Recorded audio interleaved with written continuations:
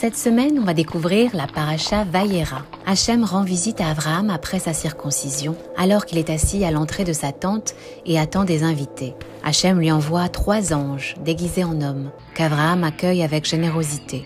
Il lui annonce une grande nouvelle. L'année suivante, Sarah, son épouse, donnera naissance à un fils. En entendant cela, Sarah, âgée et n'ayant jamais eu d'enfant, rit intérieurement. Après leur visite, 2 des 3 anges se dirigent vers Sodome, une ville dont les habitants sont profondément corrompus.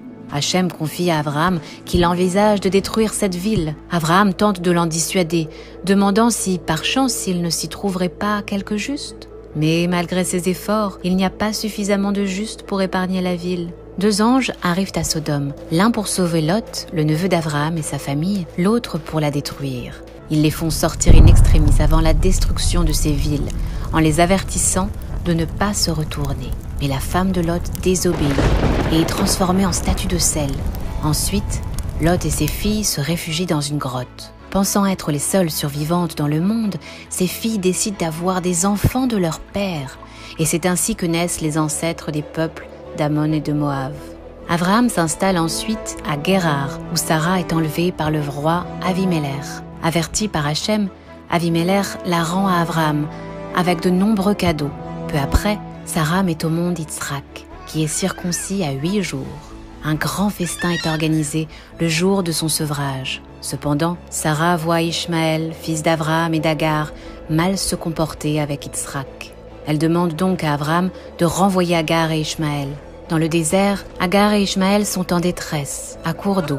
Hachem entend leur appel et leur fait découvrir une source. Ishmaël s'installe dans le désert, devient chasseur et se marie avec une Égyptienne. Par la suite, Abraham et Avimelech concluent une alliance pour établir la paix entre leurs descendants. Cet endroit prend alors le nom de Beer-Sheva. Enfin, vient l'épreuve la plus difficile pour Abraham, la Akedat Yitzhak.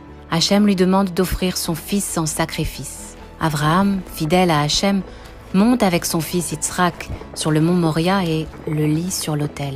Mais à la dernière minute, un ange intervient et l'arrête. Abraham sacrifie un bélier à la place de son fils. Hachem le bénit et lui promet une descendance nombreuse et puissante en récompense de sa foi absolue. La paracha se termine en annonçant la naissance de Rivka, future épouse d'Yitzhak, dans la famille du frère d'Abraham. Shabbat shalom à tous.